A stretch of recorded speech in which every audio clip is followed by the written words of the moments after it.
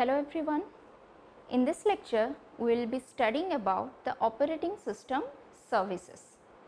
We know that the operating system provides an environment for the execution of the programs, and we also know that OS provides a certain services to the programs and the users of the programs. So, in this lecture, we will be seeing what are the services provided by the operating system. Alright. So, let us see. Following are a few common services provided by an operating system. So, first one is program execution, next is I/O operations, then file system manipulations, next one is communications, next error detections, next one is resource allocations, and final is protection. So, first one is what? Program execution. So, we know what are programs and we know what are the softwares. So, an operating system provides an environment for the execution of the programs. So, there are many programs that you have in your computer system. You write many programs and the programs should be executed in a efficient manner. So, the operating system must provide that services, that perfect environment in which a process can be executed, a programs can be executed. Operating system handle many kinds of activities from user programs to system programs like name servers, file server, etc. Each of these activities is encapsulated as a process. So, what is a process? A program is in execution is a process. Suppose you write a program in a text editor and you think that a program itself is a process. So, that is not true. A program itself is not a process. A program is in execution is called a process. A process includes the complete execution context. So, what is the mean by context? The context means the current situation that is a process is going through. So, that include code to execute, data to manipulate, registers, OS resources in use. So, following are the major activities of an operating system with respect to program management.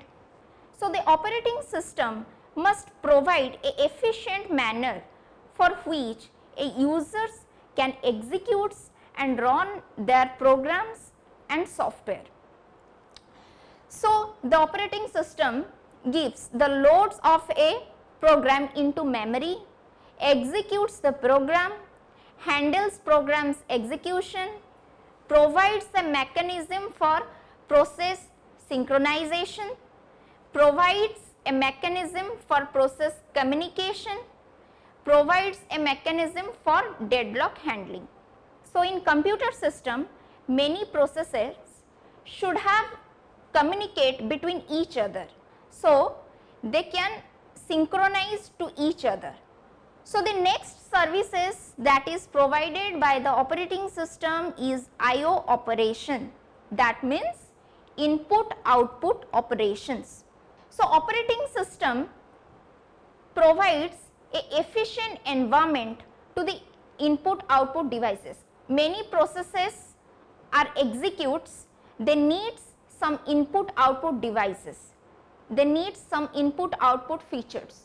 So, an I/O subsystem comprises of I/O devices and their corresponding driver software.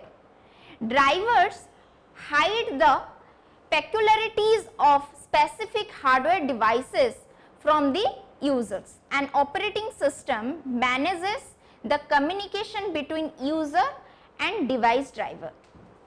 You may use many input output devices like keyboard, monitor, and you may think that you can control the devices, I/O devices by yourself directly. So, users cannot control directly a input output devices. There is a operating system between you and that system which control the uses of the I/O devices. So I/O operation means read or write operation with any file or any specific I/O device. So operating system provides the access to the required I/O device when required. So the next services provided by the operating system is file system manipulation. So file is a collection of related informations. There are many files and directories that you have in your computer system. So file system manipulations involves the concept of files. Sometimes you may have to create files, sometimes you may have to delete files, you may have to manipulate files, or sometimes you may have to search for a given files. So these all works provided by the operating system, managed by the operating system. So and other than these, the operating system gives a certain permission to the users or to the certain programs to access of a particular file. A file cannot be accessed by everyone, every programs and every users. So operating system provides an access restriction to the programs and the users, when and which time the file can be accessed by which user or which of the programs. So a file system is normally organized into directories for easy navigation and usage. These directories may contain files and other directions. Following are the major activities of an operating system with respect to file management. So as I said, program needs to read a file or write a file. The operating system gives the permission to the program for operation on file. Permission varies from read only, read write operation or denied and so on. Operating system provides an interface to the user to create delete files. So it also provides an interface to the user to create or delete directories. So operating system provides an interface to create the backup of files. So these are the certain services include file system manipulations or file system management that is provided by the operating system. So the next services provided by the operating system is communications. Here what we mean is the communication between different processes. So there are many processes that is executing in your computer system. So those processes need to communicate between each other. They should communicate between each other for process synchronization. A process need to share its context to the other processes, and another process should share its context itself to the another processes. They should be communicated to each other for the process synchronization. In case of distributed systems, which are a collection of processors that do not share memory, peripheral devices or a clock, the operating system manages communications between all the processes. Multiple processes communicate with one another through communication lines in the network. There are many processes working in a single system, executing in a single system. In a single system, a communications between different processes can be happened. So a process of a one system can be communicated to the another process of another system through a computer network. So the OS handles routing and connection strategies and the problems of contention and security. Following are the major activities of an operating system with respect to communications. So what are those? So two processes often require data to be transferred between them. This is very obvious case. Both the processes can be on one computer or on different computers, as I said before, but they are connected through a computer network, right.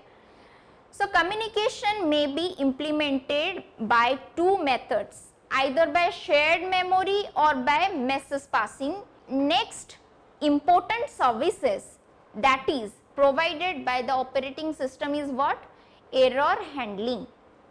We know there are many kinds of error in the course of our operating system, in the course of our daily basis. So, a error can be occurs within a CPU, errors can be occur within a files, error can be occurs within a processors or a printers or a IO devices.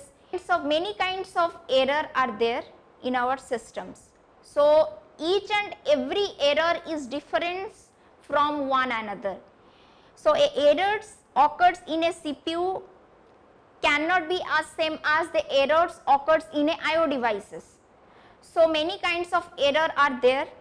So, a operating system should be handled that error and correct that error in a efficient manners. So, error can occur anytime and anywhere, this is very common. An error may occur in CPU, in IO devices or in the memory hardware. Following are the major activities of an operating system with respect to error handling. So, the OS constantly checks for possible errors. The OS takes an appropriate action to ensure correct and consistent computing. Okay. So, if an error encountered in your computer system, a system must not be seize your computer system. Okay. It must not break down your system. So, the services that is mainly provided by the operating system, it can encounter error, it can correct the error and it can provide a efficient manner. Suppose you have a printer and you are printing some things. Suddenly the printer is out of paper, there is no paper to be printed. So, what happened? The printer cannot print anything. Okay, printer cannot print there because there is no paper. So, there is one kind of error. Okay. So, in this case the system must not be seized your system, okay, break down your entire system. So, there is an operating system that is handled your errors. Okay. Next one is resource management. What is the meaning of resource? It can be your CPU, it can be your memory, it can be your IO devices, memory hardware, anything that can be your resources. So, operating system manages those resources. So, in case of multi-user or multitasking environment, resources such as main memory, CPU cycles and file storage are to be allocated to each user or job. Operating system manages in an efficient way for which a resource can allocate to a perfect time in a IO devices. So, each process can allocate each resources in an efficient manner for the execution of the time. OS manages all kinds of resources using schedulers. This is called CPU scheduling. So, CPU scheduling algorithms are used for better utilization of CPU. So, in the resource management, operating system use some concept, some process that is called CPU scheduling. I will discuss details in about CPU scheduling. The algorithm that are used for better utilization of the CPU. So, the last one is protection or security. From the name itself, you must understand what is the meaning of the protection or security. So, your system must not be accessed by anyone. There must be a security purpose, there must be a protection on your system that is provided by the operating system, right. So, considering a computer system having multiple users and concurrent execution of multiple processes, the various processes must be protected from each other's activities. So, protection refers to a mechanism or a way to control the access of programs, processes or users to the resources defined by a computer system. So, the activities, major activities are: the OS ensures that all access to system resources is controlled. The OS ensures that external I/O devices are protected from invalid access. The OS provides authentication features for each user by means of password. So, your system must be protected. Okay. So, multiple users are there, maybe multiple users access one computer, one programs, and there are many programs, there are many processes executed frequently. So, operating system provides a protection or security that in which time which user a perfect authentication is there. So, after the authenticated a process, it can be accessed by the users. It provides a security to the outside users, outside I/O devices. Okay. So, this is the very much important concept. Protection is provided by the operating system. So, these are the common services that is provided by the operating system. So, these are the common services that is provided by the operating system. So, see you in the next one. Thank you.